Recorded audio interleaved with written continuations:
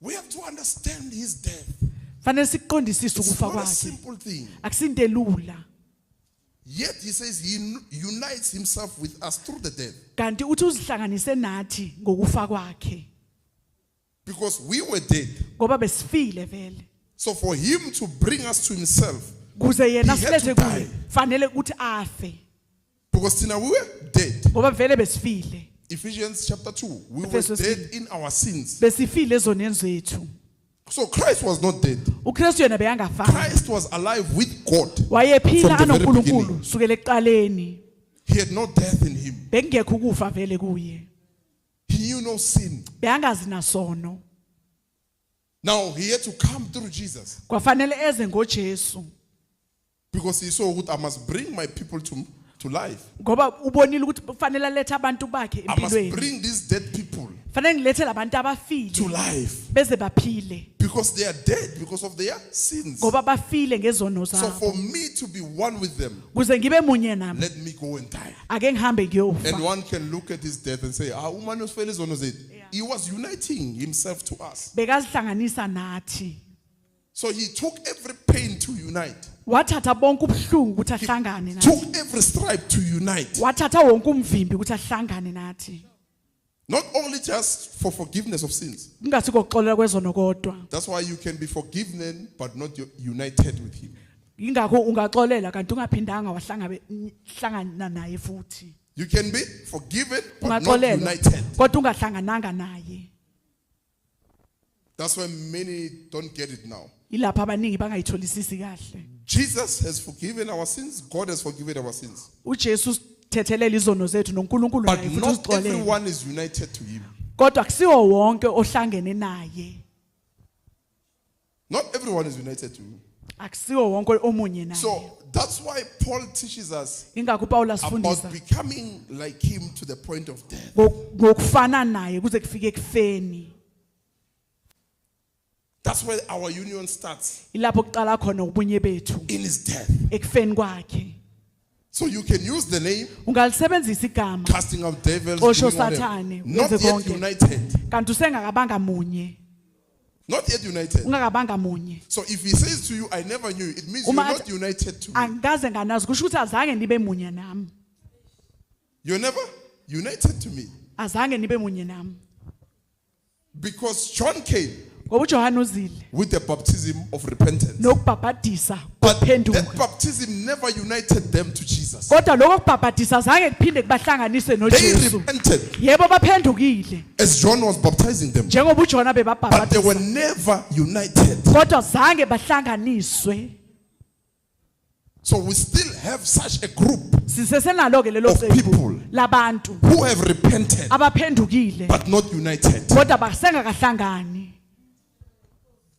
They have repented from their sins. Baphendukile God has zonke. forgiven them. uNkulunkulu baxolele.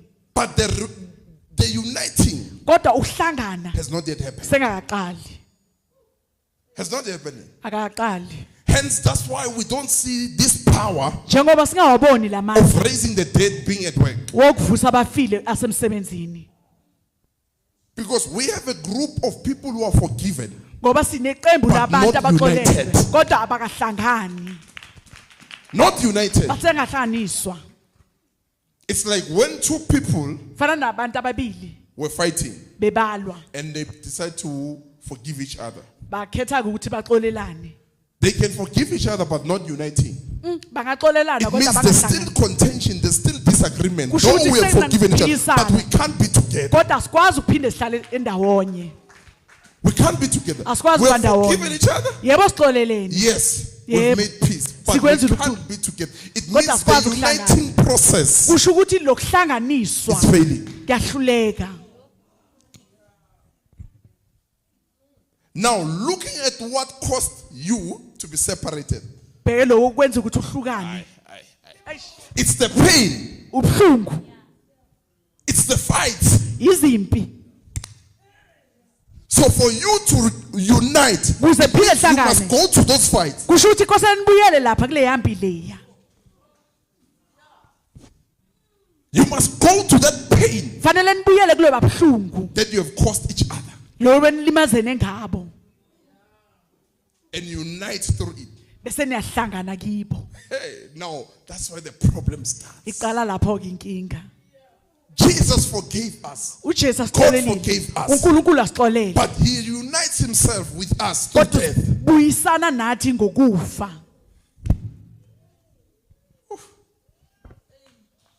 He unites Himself with us through death. Uhlanganisa nathi ngokufa. Because we were dead, Ngoba we were besifile, sinners, we beat besiyizoni. Him, we were beating Him, we were Besimshaya. cursing God, we were doing everything, Sithuka senza konke.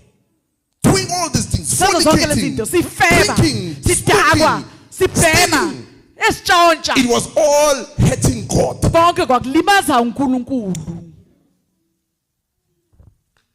So for Him to forgive only, Kuze yena asixolele He kuphela. saw it's not uniting us to Him. Uyabona ukuthi hayi akusukuthi asihlanganise nathi.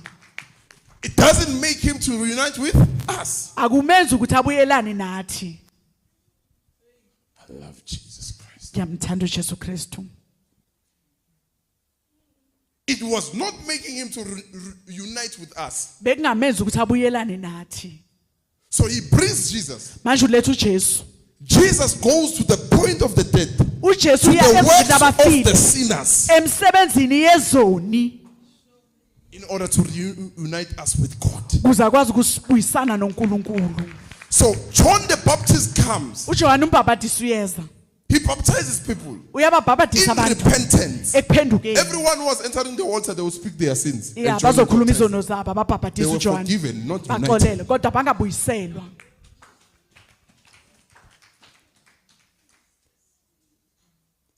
So they remained forgiven, not united. Bahlezi nje baxolelwe kodwa bangabuyiswanga. That's why people can forgive each other, Ingakho abantu bangaxolelana but not qualified to unite. kodwa bangasavunyelwa ke ukuthi baphinde bahlangane.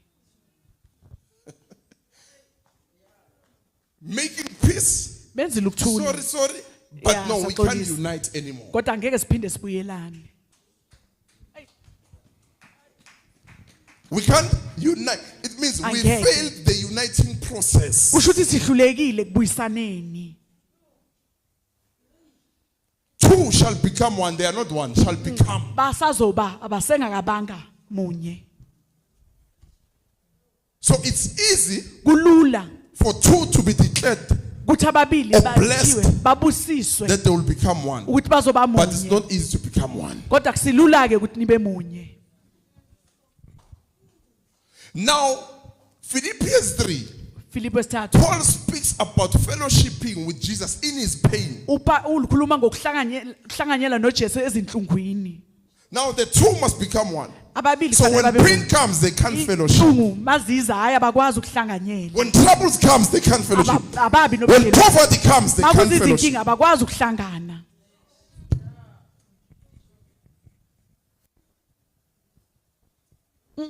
When the other one becomes sick, no, Omunye there's no egula. fellowship. Cha ubukho ubudlelwane. Now, I want you to look what Jesus did.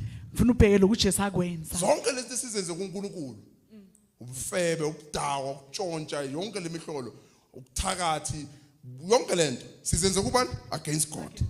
Melana noNkulunkulu. So Jesus had to come uJesu kwafanele eze and take that point. athathe An leyo entire ndalo. nature without the Holy Spirit. Indalo yakhe ngaphandle komoya oyingcwele.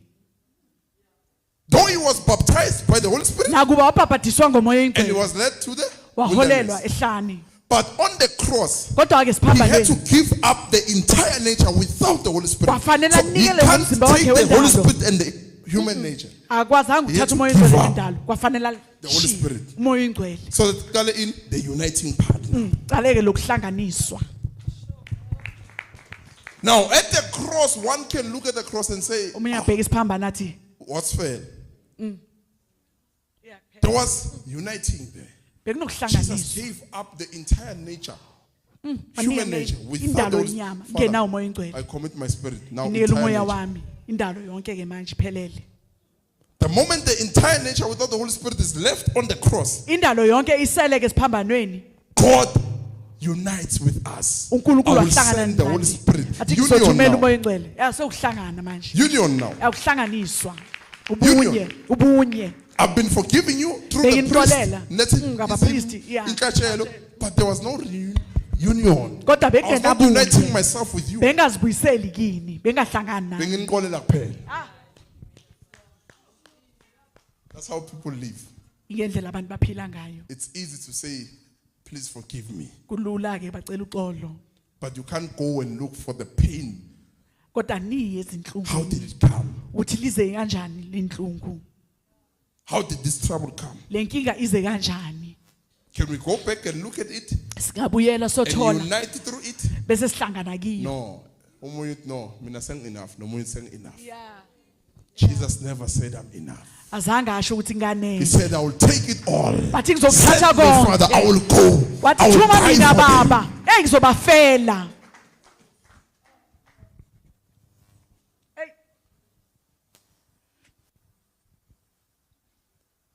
The entire nature, human nature, Indalo without the Holy yonke. Spirit. Indalo yonke yomuntu Jesus njengenawo had to umoya ogcwele. experience that on the cross. Kwafanele azane Hence nokufa he cried, esiphambanweni. Eloi, Eloi, have you forsaken me? Because he could feel that now the entire nature Ngoba le indalo of the yonke human being yasala. yomuntu yo I am becoming like them. sengifana nabo ke manje. I'm losing the spirit now. Ngilahlakela umoya. The Holy Spirit will help you. Moya engcwele uzonisiza.